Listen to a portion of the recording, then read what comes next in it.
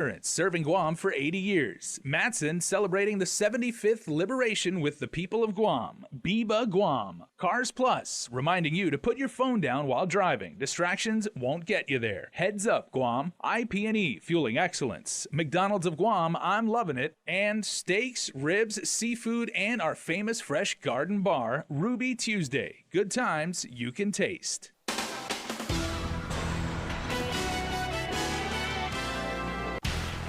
Coming up on Prime Time, the search continues for a man wanted for questioning in connection to the fatal shooting of Keith Castro.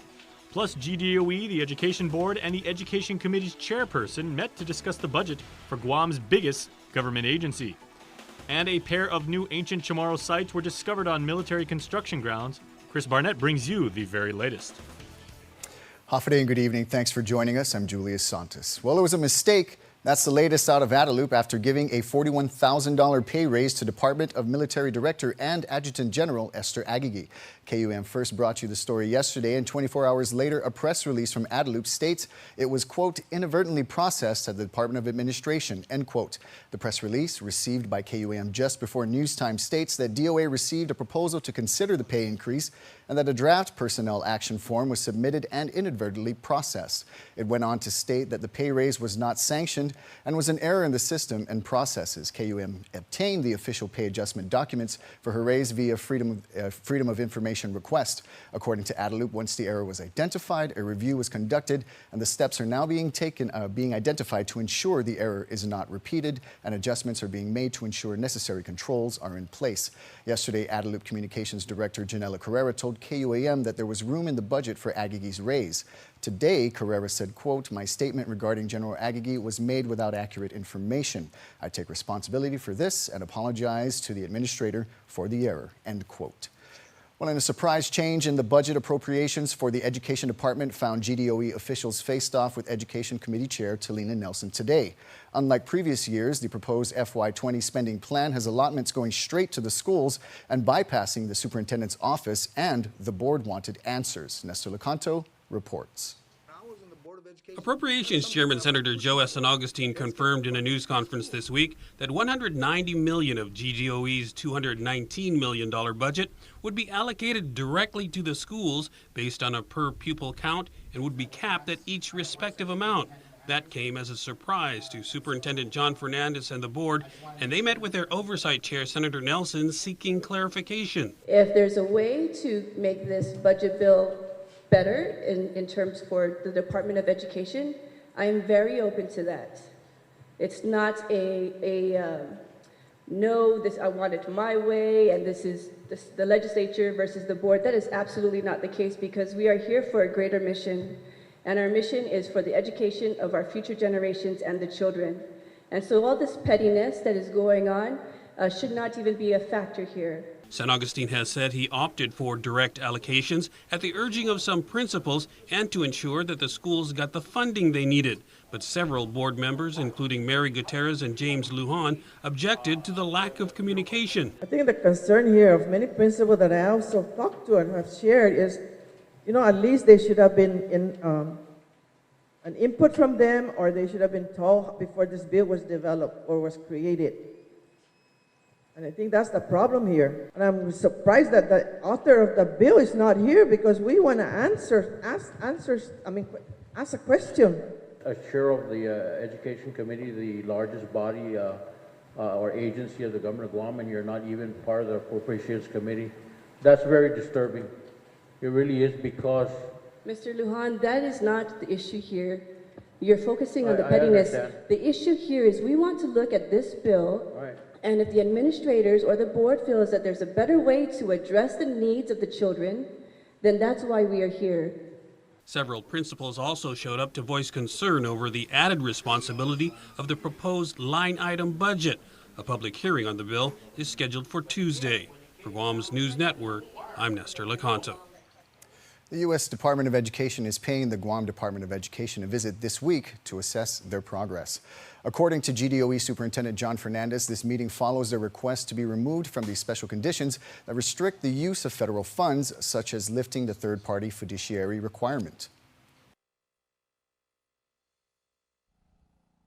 They've been able to say I think that we're ahead of other jurisdictions that might be in the same boat, that we have demonstrated our progress, submitted evidence, and what they're here is to have conversations to make sure that those things that we've submitted are validated here on the ground. Well, right now, they're not promising any decisions immediately, but our reconsideration evaluation plan takes us to December.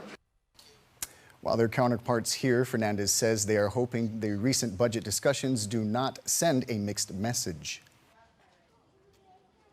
We don't want the message to be from our local legislature that they're putting different restrictions and constraints on our local budget as well. So we're hoping that that message doesn't get mixed and that we have the full support of our elected officials.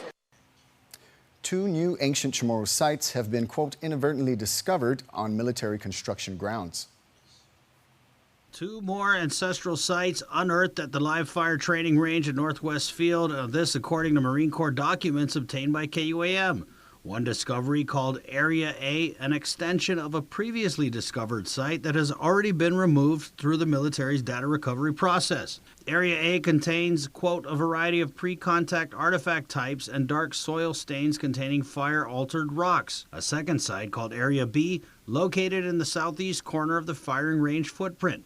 Now, according to the Marines release, which was obtained by KUAM through Historic Preservation Chair Senator Therese Terlahi, Area B contains a variety of surface artifacts, including Lusung fragments, lithic and shell tools, and fragments and concentrations of Latte period ceramics.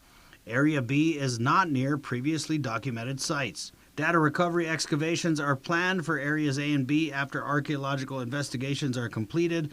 Remember, 14 ancient Chamorro sites and the artifacts in them have been removed from the firing range and the Marine Cantonment construction sites. 4 sites discovered in May and June await data recovery and removal. The Marines have submitted their planned treatment of the areas to Acting State Historic Preservation Officer Patrick Lujan, and Lujan tells KUAM his office will respond to the Marines tomorrow. Meanwhile, Senator Terlahi has sent a letter to Lujan reiterating the need for a pause on construction and saying the sites, quote, slated to be cleared are bigger than previously understood and potentially more historically significant. Terlahi adding that she's deeply concerned about the individual sites not being considered as part of a larger historically significant settlement, and that the notice from the Marines states that removal is planned and did not mention efforts to avoid. The senator saying that avoidance of ancestral sites was the underlying premise of the programmatic agreement. For Guam's News Network, Chris Barnett reports. The search continues for Tomas Taitano, the man wanted for questioning in connection to Sunday evening's fatal shooting. It was at this residence on Chalantun Fred Cabeza in Jigo where Keith Castro was shot. Upon police arrival, he was found unresponsive and transported to Guam Regional Medical City Hospital. Within the hour, Castro was pronounced dead. On Tuesday, the Guam Police Department released a wanted flyer for 27-year-old Thomas Mark Mendiola Taitano, a.k.a. Mossy. GPD advises the public that he is considered to be armed and dangerous. Taitano was last seen on Monday night along Chalan Evangelista in Jigo. Police have not released any new information into the investigation. If you see Taitano, you are advised not to approach him and immediately call GPD dispatch at 472-8911 or 475-8615 through 7 or the nearest police precinct. Raymond and Juanita Martinez were sentenced in a federal court in California. In May, the couple entered guilty pleas to the illegal use of a communication facility to facilitate a felony drug offense. The couple initially faced 2 other charges: possession with intent to distribute meth and aiding and abetting. Those charges, however, were dismissed in exchange for the guilty plea. The Martinezes was sentenced to 2 years in prison. Their case involved more than 3,600 grams of meth. Additionally, their case was moved to California after 2 mistrials in the District Court of Guam. Just recently, 3 people were indicted for allegedly trying to influence the jury in their local trial. The 3 were retired police officer John Boom Matanonia, his brother William Matanonia, and juror Gregorio Agigi. William, as we reported, entered a plea agreement. The allegations of child clergy sexual abuse continue to pile up. The latest complaint was filed in the district court by an individual identified only as NNN to protect her privacy. The victim lives in California now, but attended CCD classes at Santa Barbara Catholic Church in Dededo when she was a minor. According to the court documents, around 1994 through 1995, she was on an overnight weekend retreat at Notre Dame High School when Father Raymond Cepeda sexually molested her. When she reported it at the time to Monsignor Zilo Camacho, he told her to pray. According to court documents, she later fell into a long period of depression and lost faith in the Catholic Church. NNN is represented by Lujan and Wolf law firm. She is demanding a trial by jury and up to $5 million in damages. One other news in litigation and/or legislation, AG Levin Camacho is looking at either option to address the PFAS contamination on Guam.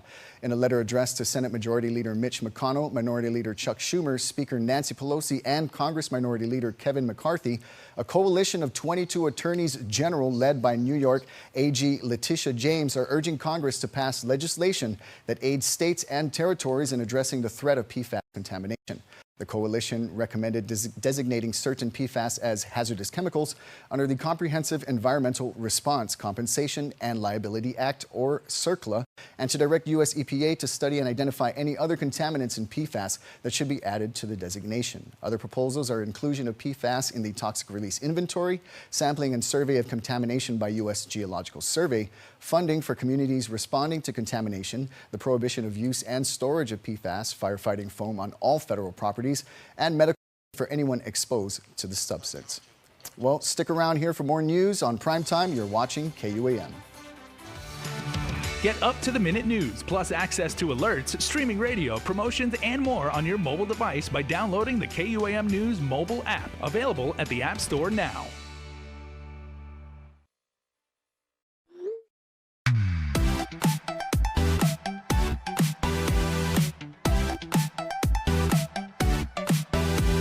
Half the day, I'm in the club.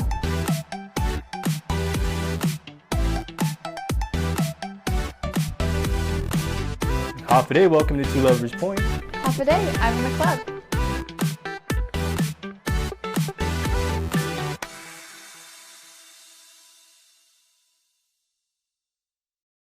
Now there's a technology that's lighting the way to a new mortgage for people all across Guam. Introducing Simplify Mortgage by Bank of Hawaii, Hawaii's leading lender. Simplify Mortgage by Bank of Hawaii lets you apply for a home loan anytime from any device, making the mortgage and refi process faster and easier. Or work hand in hand with one of our residential loan experts. So put the power of choice and control in your hands. Simplify Mortgage by Bank of Hawaii. Welcome to tomorrow.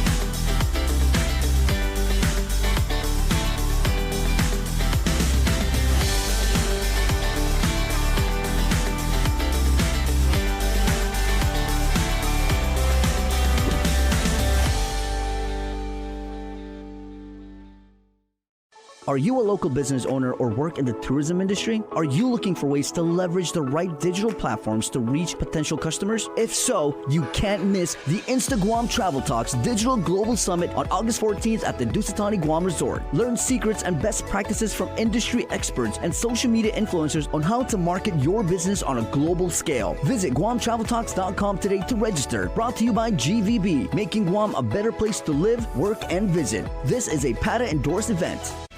It's a special delivery to your inbox every week with your KUAM News Roundup, program advisories, and promotions. Sign up for the weekly KUAM Digital Digest today on KUAM.com. Welcome back. During a board meeting held Wednesday, the Guam Contractors License Board granted authority to Executive Director Cecile Buddy Orsini to approve applications for renewals. According to a press release, the board members saw a need to process renewal applications and agreed that the CLB management should be able to manage such a task on a daily basis. Orsini said, quote, "We will be able to resolve any potential delays in granting final approval. He will only be able to approve applications for renewal. First-time or new contractors' license applications will still need to be approved by the board."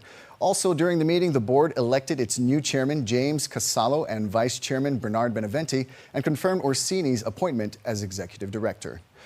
Maria Cruz Kitugua still vividly remembers the liberation of Guam 75 years ago. The World War II survivor was the special guest speaker at Wednesday's Chamber of Commerce meeting. Ms. Kitugua gave emotional testimony on how she and her family suffered during the Japanese occupation and how happy they were when American forces came to liberate the island. She recalls that on the day they were rescued, they scaled a cliff on Nimitz Hill to reach a line of trucks where the Marines were waiting to transfer them to safety.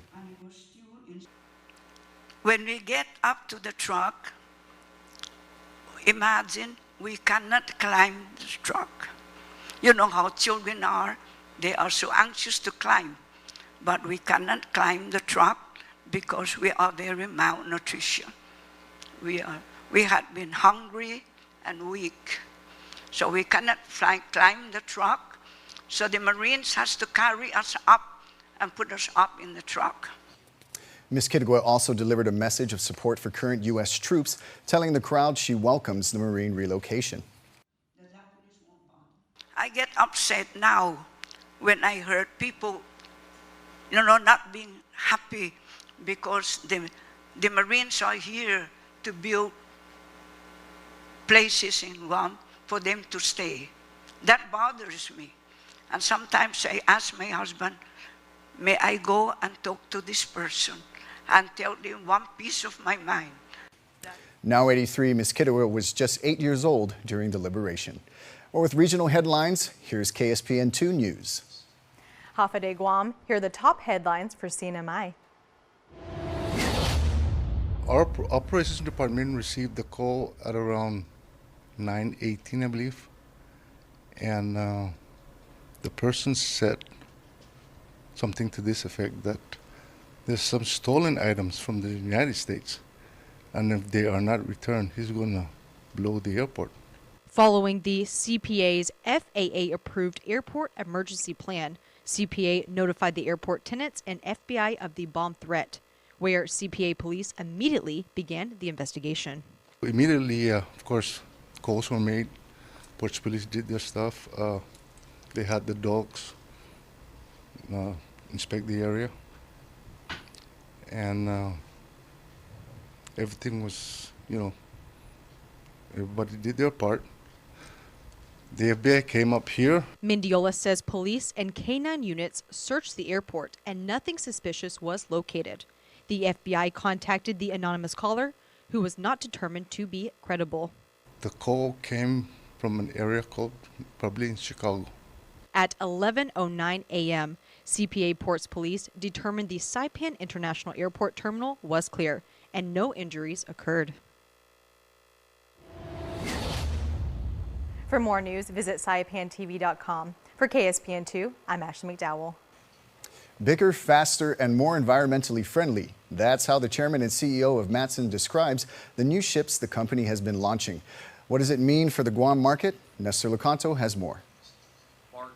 Matson's Matt Cox says the company is spending about $1 billion to upgrade its fleet with 4 more ships. 2, the Daniel K. Inouye and the Kaimana Hila, are now in operation, and a third, the Lurlin, is set to launch next quarter.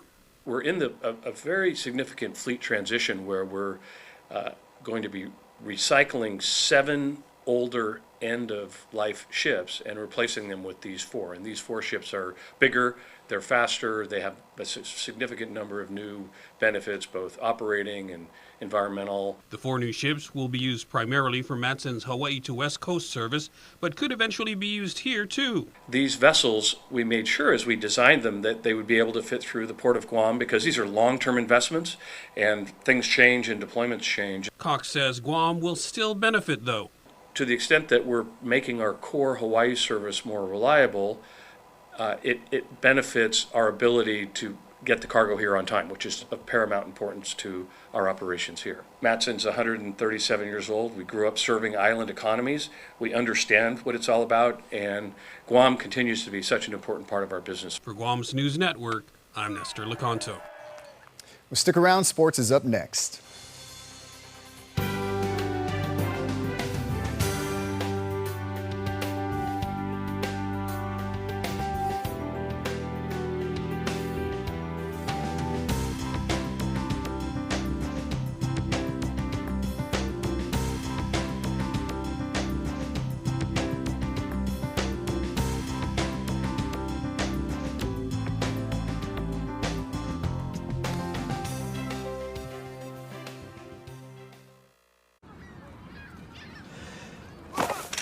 summertime, summertime, summertime, summertime, summertime, summertime, summertime,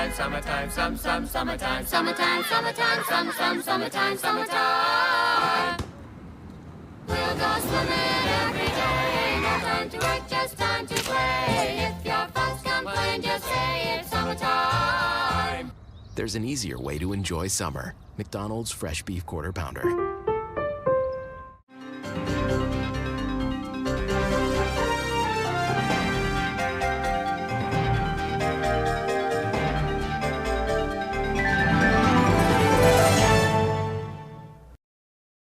A beautiful, healthy smile is an expression of confidence. The more confident you are about your smile, the more likely you are to fully express your feelings without having to worry about the way your teeth look. Before cosmetic dentistry, I didn't smile as much. I didn't have the confidence, and it shows. And since I've had cosmetic dentistry done, I feel 10 times more confident. I make my initial introduction with a nice big smile and a handshake, and I just feel like it really is a relationship builder, a nice warm smile, and it makes the clients and customers feel more comfortable with you, feeling confident, and they feel that you're not just there for business, that you're also there kind of as a friend as well. So I mean, it's amazing how powerful a smile can be. A good smile. Since your smile makes a significant impression on those around you, it is important that it makes the impression you want it to make.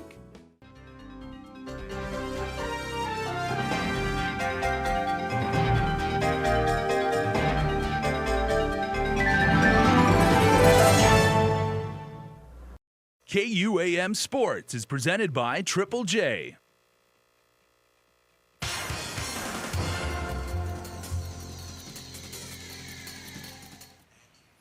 What's up, Guam? Dave Delgado here for KUAM Sports. Thanks for watching. The Southside Rockers were crowned champions of the 2019 Summer Sizzle Hoop Fest. I'll get to that in just a bit. But first off, news on the 2020 Olympic Games. Check it out. The 2020 Tokyo Olympic Games is less than a year away, and GNOC President Rick Blas says the Olympic Committee has been collaborating with several of the national federations to identify the potential athletes that will be considered for next year's games. Once they're considered, then they also need to look at what the international standards are in terms of securing qualifying points. At this moment, we have the possibility of fielding anywhere between 3 to 4 athletes, male and female. But right now, it looks like the female wrestlers are topping the scale. The same goes with weightlifting. And the recent success of weightlifting in Samoa is a testament to the Federation president and coach, Edgar Molinas, who has really taken these athletes up to the level where they're at today and scoring additional Olympic points. So that's a benefit to Guam and also to the Federation. Guam's universality slot, which is also referred to as the wild card or invitation card, which falls in line with the Swimming and Athletics Federations. Athletes from those federations are given unqualified posts to one male and one female athlete. Taekwondo, judo, and possibly a 3-on-3 national basketball team will also get a shot at representing Guam in Tokyo. We had a very close relationship with the Japan Olympic Committee. They've actually helped us with the arrangement with the Fukuoka group. We're directly aligned with the Fukuoka training camp through the Oceania National Olympic Committee. We've negotiated that deal about maybe 2 years ago, where many of our athletes can use Fukuoka as a staging point to continue their development and preparation for the Olympic Games. Guam's Wrestling Federation has been in Japan for the past month, taking advantage of their training opportunity. The team is getting ready for the upcoming World Championships. Federations have between now through May 2020 to make a push for their athletes to gain qualifying points. The games starts in July of 2020. We like them in training camps as soon as possible. But part of our demands is to make sure that they are focused on their training and in preparation for the Olympic Games. You know, I mean, it's an honor to represent Guam, and I want them to understand that they have an obligation to the people of Guam when they go to the Olympic Games. The 2019 Summer Sizzle Hoop Fest, presented by Community First Federal Credit Union, crowned the Southside Rockers champions of the high school 9th to 10th grade division with a 44-43 overtime victory over Yes Deer. E.J. Cruz was the hero for Southside as he hit the game-tying and go-ahead free throw with 3 seconds left in overtime. Cruz and teammate Josiah Quintanilla scored 16 points apiece. Yes Deer's Josh Sebastian and Jesse Martin scored 12 points each. Cruz and Quintanilla were named the Community First Federal Credit Union's most outstanding players for the 9th and 10th grade division.